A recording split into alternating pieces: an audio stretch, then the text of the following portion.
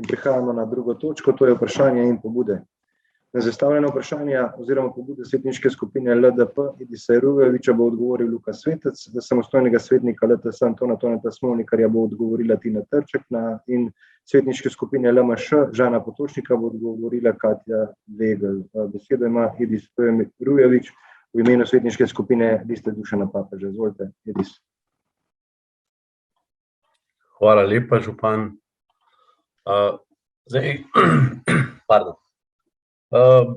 Ceste so nenazadnje predmet vroče debate vsakokratnega proračuna. Nenazadnje imamo v Kamniku, in to se treba zavedati, precejšnje število oziroma veliko kilometrov lokalnih cest, ki jih je treba vselej sanirati, rekonstruirati. Zavedam se tudi, da tiste, ki so makadamske, jih je treba urediti, ampak vendarle po odzivu občank in občanov so nekako pristopili do mene in enostavno opozorili na tisto, kar je nekako že evidentno, in sicer razliko med vlaganjem v tako imenovane podeželske lokalne ceste in pa ceste v urbanem delu. Jaz se zavedam, da tiste ceste, ki dolgo časa niso bile sanirane, morajo prej ali slej priti na vrstni red. Obenem je pa treba razumeti, da so ceste v urbanem delu nekako najbolj obremenjene, tudi zaradi gostote torej zaradi same poseljenosti, obremenitve, prometa. Te so na vrsti večkrat torej za adaptacijo.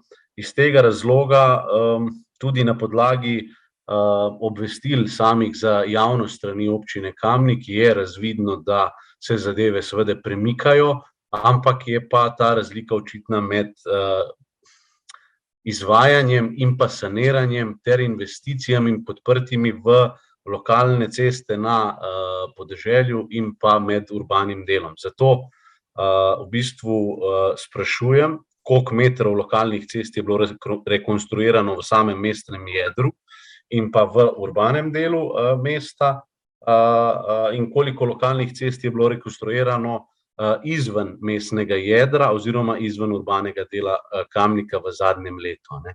Vsled tega občutnega nesorazmerja na področju vlaganja in izvedbe v prenovo lokalnih cest med tako imenovanim urbanim delom mesta in pa podeželju, na tem mestu dajem pobudo, da se začne enostavno nadaljevati celostno urejanje mestnega jedra, kar bi v tem primeru pomenilo torej nadaljevanje po Medvedovi cesti, kasneje seveda tej tako opevani Tuniški cesti, da bi bila nekako v sklopu z novo pridobitvijo, kar je seveda vsega pozdrava vredno, in sicer graben postajališča in pa park and ride. Hvala. Hvala. Besedo ima Luka Svetec, pomočnik oziroma namestnik vodje oddelka Aleša Škorenc. Izvolite, Luka. Pozdravljeni, hvala za besedo, hvala za vprašanje. Pa bi kar prebral odgovor. Ko bodo zaključena vsa dela v sklopu asfaltiranja makadamov in investicijske obnove asfaltnih cest v letu 2021, bodo ta dela predstavljala približno 5,5 km javnih poti in lokalnih cest. V krajevni skupnosti Kamnik center sta bili izvedeni 2 rekonstrukciji. V sklopu obnove vodovoda in kanalizacije v naselju Žale se je obnovilo 200 metrov ceste, na Ekslerjevi ulici pa se je preplastilo 100 metrov cestišča v sklopu sočasnih del z Adriaplinom. Skupno se je v krajevni skupnosti Kamnik center obnovilo 300 metrov cest. Ceste so se v občini Kamnik obnavljale še v naslednjih krajevnih skupnostih.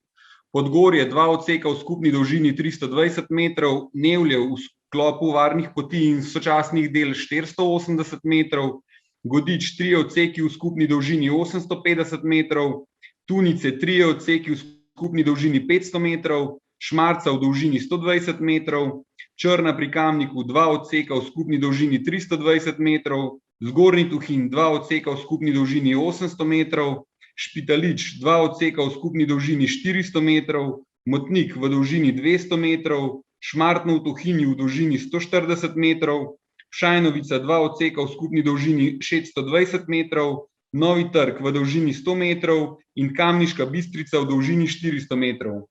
V letu 2021 se je v občini Kamnik torej asfaltiralo v 14 krajevnih skupnostih. Dolžina cestnih odsekov asfaltiranja pa je bila med 120 metri in 850 metri. V občinski upravi si prizadevamo, da bi s presplastitvami makadamskih odsekov javnih poti in lokalnih cest zmanjšali stroške vzdrževanja le-teh. Z opravljenimi preplastitvami tako ne izboljšujemo zgolj kvalitete bivanja prebivalcem, ampak tudi znižujemo sredstva, potrebna za vzdrževanje. V trenutni situaciji se nam pogosto dogaja, da s sredstvi, ki so nam na voljo v okviru postavke za vzdrževanje lokalnih cest in javnih poti, zgolj zagotavljamo najnujnejšo prevoznost cest.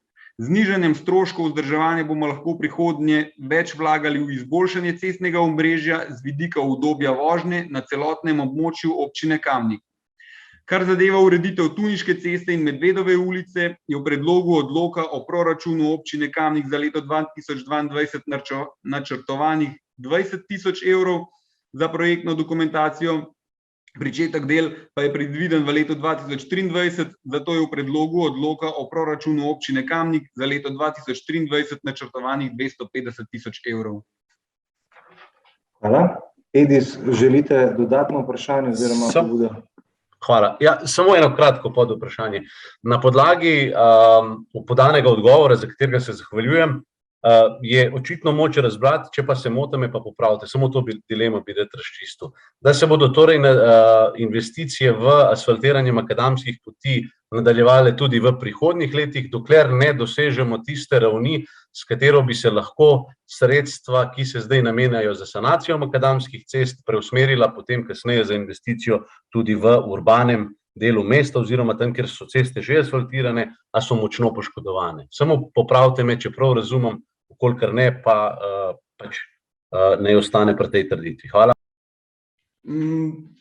Jaz bi rekel, da te stvari niso čisto linearne. Zdaj, da bomo toliko časa asfaltirali makadame, dokler ne bomo zaključili, dokler ne bodo po asfaltirani vsi makadami. Kot smo povedali, je v planu tudi, da se preplasti, se pravi Medvedova in Tuniška, tako da imamo sočasne plane, izvajamo tako rekonstrukcijo iztrošenih asfaltov kot asfaltiranje makadamov.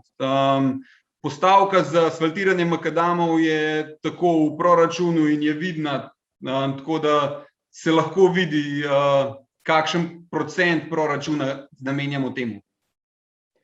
Hvala. Besedo ima v imenu svetniške skupine oziroma samostojni svetnik Anton Tone Smolnikar. Izvolite.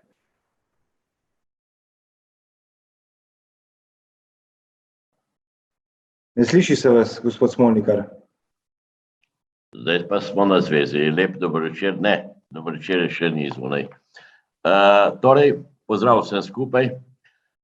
Pred dnevi moje vprašanje, sem enkrat na vrsti bil izpuščen, ker sem zamudil nekaj ur, ampak nič ura. Bomo danes lepo slišali odgovore, če bojo pametni. Vprašanje upam, da je. Pred dnevi so na gradbišču osnovne šole Frana Albrehta končno zabrneli gradbeni stroji.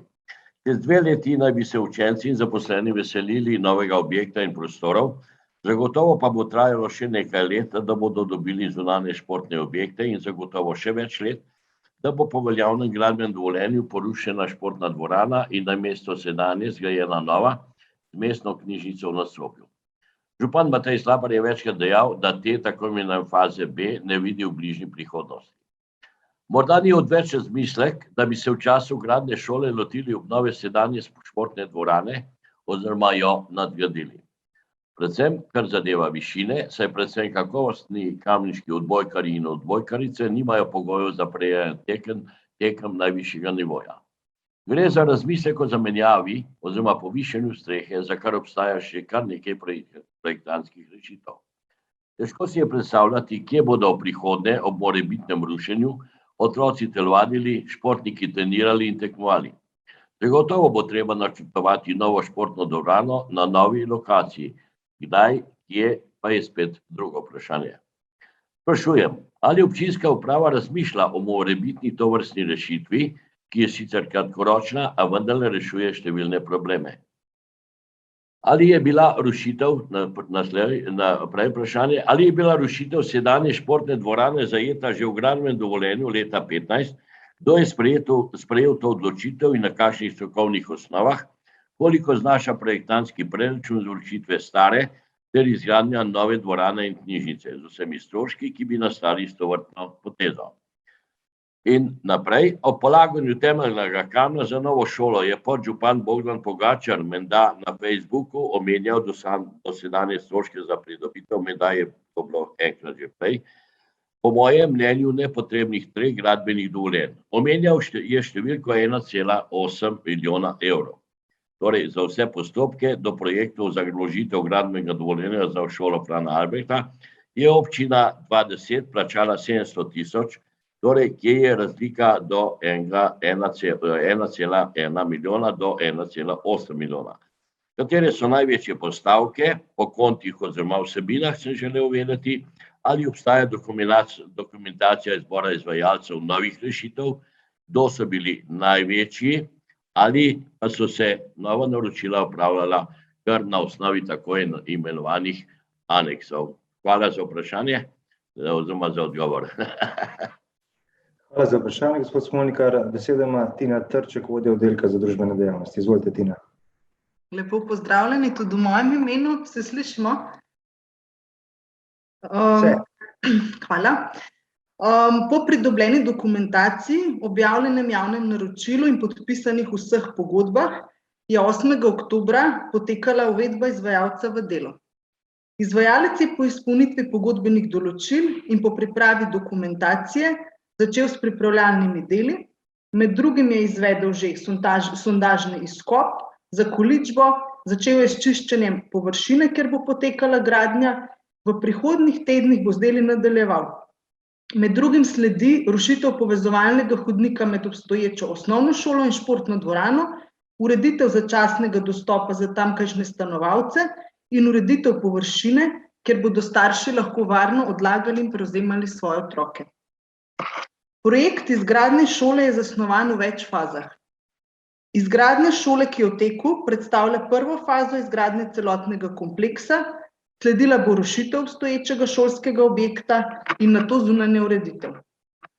Športna dvorana po obstoječih projektih predstavlja samostojen sklop, ki se ga lahko zgradi neodvisno od ostalih prostorov za izvajanje pouka in tehničnih prostorov za potrebe šolskega programa. Nova šola se bo zaenkrat navezala na obstoječo dvorano, pri čemer bodo v kleti nove šole zakloniščni prostori, ki bodo že izoblikovani tako, da se bodo lahko kasneje uporabljali dvonamensko tudi za potrebe novo zgrajene športne dvorane, se pravi garderobe, servisni prostori in podobno, in bodo ti prostori na ta način kar se da najbolje izkoriščeni. Odlok o ureditvenem načrtu UNK9 šole, ki je bil v tem delu spremenjen v letu 2012, določa, da je športno dvorano mogoče prenoviti, dopušča pa tudi rušitev obstoječe dvorane in novogradnjo. Po gradbenem dovoljenju iz leta 2013 je bila predvidena obnova obstoječe športne dvorane. V fazi izdelave PZI dokumentacije so projektanti ugotovili, da je smiselno razmišljati o novi konstrukcijski zasnovi športne dvorane. Glede na starost konstrukcije in možnost prikrite korozije, je bila odločitev statika, da z ojačitvami koreniteje poseže v obstoječo jekleno konstrukcijo, kar pa je imelo za posledico tudi ojačitev obstoječih AB nosilnih vertikalnih elementov strehe. Posegi so bili tolikšni, da so na koncu začeli posegati v arhitekturno in funkcionalno zasnovo športne dvorane. Ob pregledu tudi finančnih posledic takšnih posegov in nepredvidenih del se je zdela zgolj ohranitev manjših delov obstoječe športne dvorane nesmiselna in predraga. Zato je bila sprejeta odločitev, da se pristopi k novogradnji. Le-ta je bila predvidena skladno z veljavnim gradbenim dovoljenjem in v istih gabaritih. Ob kasnejših spremembah projektne dokumentacije, ki so bile naročene zaradi prilagoditve šolskega objekta aktualnim demografskim podatkom in spremenjenim potrebam po šolskih prostorih, predvsem je se spremenilo zdaj več individualnih obravnav, manjših učnih skupin in podobno, je bilo po pogovorih naročnika s predstavniki športne zveze in predstavniki klubov, ki športno dvorano redno uporabljajo, ugotovljeno, da izvedba športne dvorane po obstoječi projektni dokumentaciji ne bi zagotavljala ustreznih prostorov za dejavnosti, katerim bi bila namenjena, zato se je kapaciteta dvorane povečala, iz tega naslova pa je bilo s strani projektantov predlagano, da se prostor na vrhu dvorane izkoristi, bodisi za dodatne športne dvorane, bodisi za drugo dejavnost. Glede na to se je naročnik po posvetovanju s strokovnjaki različnih strok odločil, da v zgornje nadstropje dvorane umesti knjižnico, prostore obstoječe pa nameni za druge dejavnosti. PZI projekti in podrobni popisi del s cenami za omenjeno fazo projekta še niso bili izdelani. Po končani prvi fazi gradnje osnovne šole Frana Albrehta z zunanjimi in prometnimi površinami bo občina nadaljevala z izgradnjo nove oziroma rekonstrukcijo obstoječe športne dvorane, ki bo omogočala kamniškim športnikom primerno okolje za treniranje in izvajanje tekmovanj, kakršnega si naši športniki vsekakor zaslužijo. Za potrebe dvoranskih športov bo v prihodnosti potrebno zagotoviti športno dvorano, ki bo namenjena zgolj športu in rekreaciji. Za zagotovitev možnosti takšnega objekta bo potrebno zagotoviti nekaj lokacij v prostorskih aktih in preučiti možnosti izgradnje takšnega namenskega objekta v javno-zasebnem partnerstvu ali s podelitvijo stavbne pravice. Zdaj pa še glede stroškov priprave projektne dokumentacije, ki so pa bili naslednji. V letu 2009 je bila podpisana projektantska pogodba v vrednosti 551.921,9 evrov z DDV-jem in v letu 2010 dodatek k tej pogodbi v vrednosti 159.475,96 evrov, prav tako z DDV-jem. V letu 2011 je bila izvedena nova demografska in prometna študija, izvedena je bila tudi študija izvedljivosti alternativnih sistemov za oskrbo stavb z energijo, na podlagi katerih je bil sklenjen aneks k pogodbi v višini 159.279,68 evrov z DDV-jem. Zaradi zgoraj opisanih oziroma preopisanih kasnejših ugotovitev in sprememb je naročnik v letu 2017 pristopil k aktualizaciji projektov. Sklenjen je bil aneks za spremembo projektne dokumentacije v višini 524.737,25 evrov z DDV-jem. Vsa dela skladno z omenjenim aneksom še niso bila izvedena. Hvala. Hvala. Želite dodatno, gospod Smolnikar? Ja, želel bi samo poudariti, da sem razmišljal s tem vprašanjem v tej smeri, da bi morda župan pa najdel novega statika, ki bi morda ugotovil, ker stroški v tej fazi še ni bilo, PZI projekti in popisi del za obnovo telovadnice niso bili narejeni, torej, če bi župan najdel novega statika in bi lepo izgledal, če bi medtem, ko bi bila nova streha osnovne šole Frana Albrehta, tudi nova streha na telovadnici, oziroma predvsem, ker sem pa želel vprašati in povedati, nisem zadovoljen z številkami oziroma z odgovori, zakaj vse je bilo porabljenega, ali drži torej številka 1,8 milijona, a tu so pa seveda našteti samo projektantski stroški, niso pa našteti še druge postavke, ki so, če je številka podžupanova 1,8 prava, potem ta odgovor ne zadovolji, pa bom malo pobrskal po arhivu. Hvala lepa. Hvala. Gospod Trček, imate mogoče govor? Ne, bomo vzeli na znanje. Hvala, gospod Smolnikar. Zdaj pa na svetniško vprašanje liste Marjana Šarca, Žana Potočnika bo odgovorila gospa Katja Vegel. Žan, izvoli besedo. Ja, lepo pozdravljeni tudi v mojem imenu, zdaj je že bolj temno, je že dober večer. Jaz moram reči, da sem v zadnjih časih v Kamniku z strani občanov in občank in pa tudi, rekel, nekaj zaposlenih v našem domu starejših občanov dobil kar nekaj pobud oziroma pripomb, kako naj se to drugače izražam, skratka pripomb, da občani Kamnika v bistvu opažajo, da dom starejših občanov sprejema v bistvu nove stanovalce, ki imajo bodisi težjo obliko demence ali pa so nepokretni.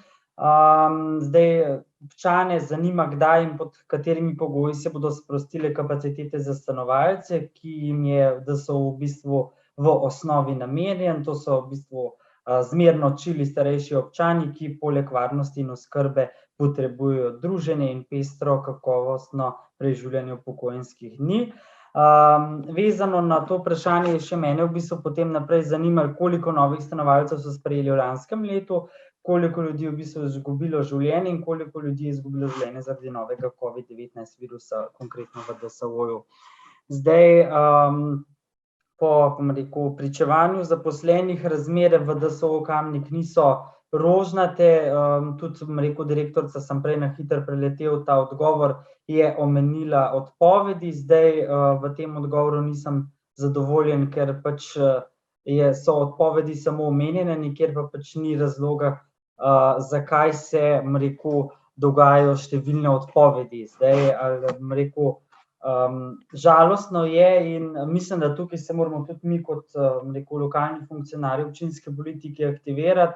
Sicer si mislim, kakšen odgovor bom dobil, da pač občinski svet za to ni pristojen, ampak glede na to, da se te stvari dogajajo v naši občini in da nekako cel svet temelji na medgeneracijski solidarnosti, je prav, da se tukaj aktiviramo, ker pač ni fair, ni fair in egoistično je, da začnemo o tem razmišljati, ko se sami s tem srečamo, bodisi v družini, da imamo starostnike in jih pač smo, prisiljeni zaradi situacije dati v dom in se potem pač ukvarjamo s tem, ko vidimo dejansko, kakšni so problemi, prej pa to v bistvu nihče ne pomisli, a ne.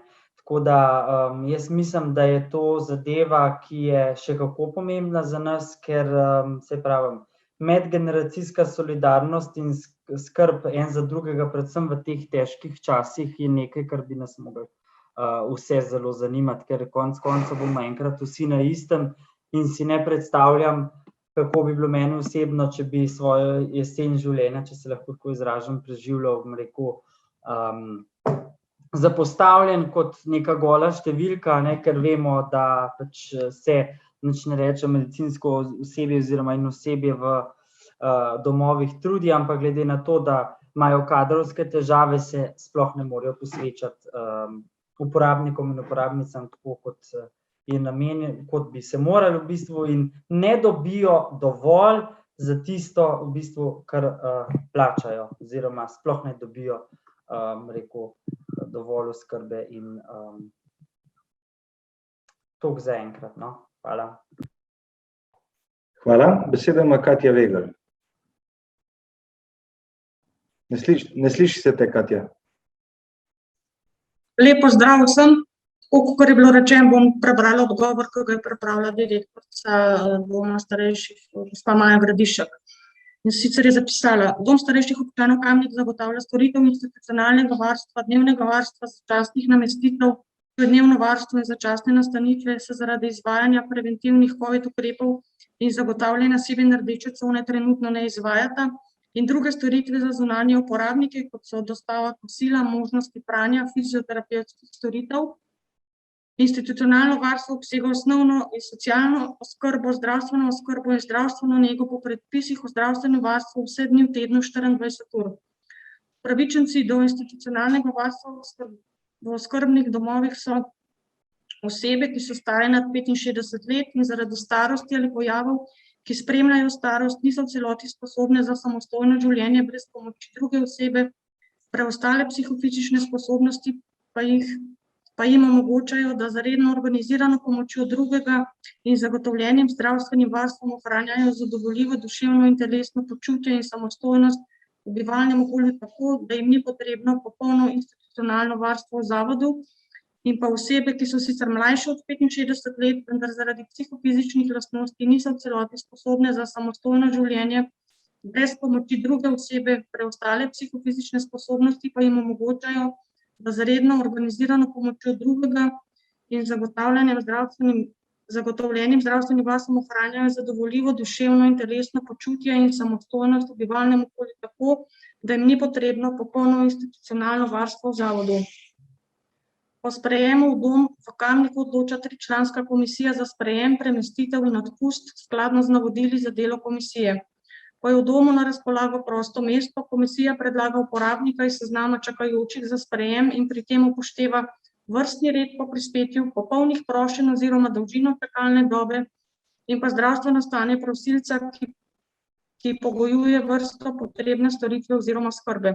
Komisija upošteva za prioritetni sprejem v dom naslednje kriterije. Bližina stalnega bivališča uporabnika, prednost pri sprejemu imajo prosilci iz občine Kamnik in občine Komenda oziroma so kako drugače vezani na občino Kamnik ali Komenda. Bližina stalnega bivališča svojcev, prednost imajo prosilci iz drugih občin, čigar najožji svojci oziroma skrbniki živijo v občini Kamnik ali Komenda oziroma svojci zaposleni v DSO Kamnik in pa socialni razlogi, ki lahko pomembno vplivajo na nujnost čimprejšnjega sprejema. Dom starejših v Kamniku nima varovanega oddelka za stanovalce s težjo obliko demence.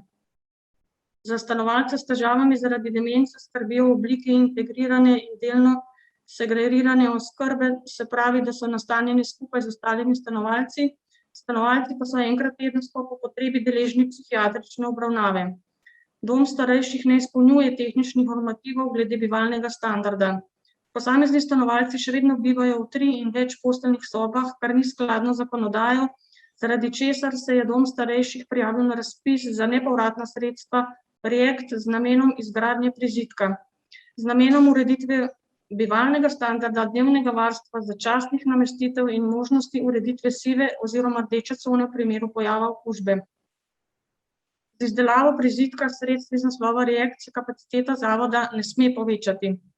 Kot vse ostale socialno-varstvene zavode, pa tudi dom starejših Kamnik pesti zelo velik kadrovski primanjkljaj. Odpovedi, bolniški staleži in dodatne naloge zaradi izvajanja preventivnih COVID ukrepov povzročajo veliko izgorelost in obremenjenost pri zaposlenih. V lanskem letu je dom starejših občanov Kamnik sprejel 47 novih stanovalcev, umrlo je 84 stanovalcev, med njimi 23 stanovalcev z virusom COVID. Mogoče samo še za informacijo, v letošnjem letu je umrlo do konca oktobra 47 stanovalcev, v letu 2019 pa 59 stanovalcev. Hvala. Hvala. Žan, želite dodatno pojasnilo? Ja, hvala gospe Katji za pojasnilo. Zdaj jaz glede na to, da je to zelo pomembna tematika, skladno z poslovnikom predlagam pač, da občinski svet na to temo opravi razpravo in da se pač na sejo povabi tudi direktorico DSO Kamnik in da bo pač glede na te težke čase in pa glede na te, obtožbe ali pa pripombe odzove in nam pove z prve roke, kakšno je v bistvu stanje v DSO-ju, če je res tako zaskrbljujoče. Tako da predlagam, da občinski svet opravi razpravo na to mojo pobudo oziroma vprašanje. Hvala. Hvala. Zdaj o tem konkretnem predlogu predlagam, da občinski svet tudi glasuje, torej sprašujem, če ste za ta predlog, ki ga je podal gospod Žan Potočnik, torej da se na eni izmed prihodnjih sej o omenjeni oziroma obravnavani problematiki tudi razpravlja. Magister Urban Bergant? Ni? Natalija Berlec? Ja, sem za. Karmen Dergan? Karmen Dergan? Za. Anton Iskra? Sem za razpravo. Alenka Jevšnik? Za. Jože Korošec? Za. Dr. Jarnej Markel? Za. Nives Matjan? Sem za. Magister Šemsov Mujanovič? Za. Duško Papež? Za. Božo Pilej? Za. Ančka Podbevšek? Za. Bogdan Pogačar? Za. Žan Potočnik? Za. Robi Prosen? Za. Dr. Janez Rifel? Za. Edis Rujovič? Za. Matija Siter Močnik? Za. Cvetka Slapnik? Za. Anton Tone Smolnikar? Za vprašanje, kdo pripravi gradivo. Francis Pruk? Za. Marko Šarec? Za. Mojca Škraba? Za. Ivanka Očakar, Za. Karla Urh, Za. Aleksandar Uršič, Glasujem za. Žaklina Zdravkovič, Za. Grega Zorman, Glasujem za. Igor Žavbi. Za. Za je glasovalo 28 svetnic in svetnikov, proti nihče. Ugotavljam, da je predlog podprt in zaključujemo točko vprašanja in pobude.